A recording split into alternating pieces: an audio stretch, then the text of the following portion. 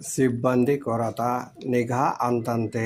మొన్ననే కదా పెద్ద పెద్ద పోస్టులలో పెద్ద పెద్ద మనుషులందరినీ అపాయింట్ చేశారు.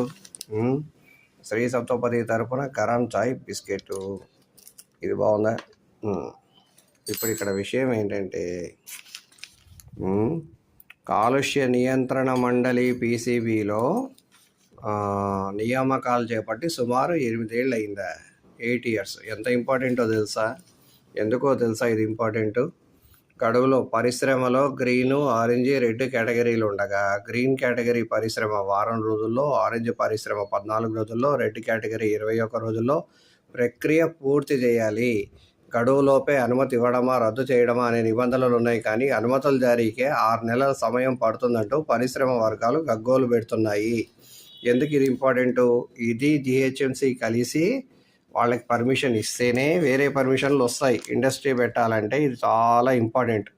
మరి దీనికే ఇంత టైం తీసుకుంటే మరి వాళ్ళు ఇండస్ట్రీలు స్టార్ట్ చేసేది ఎప్పుడు?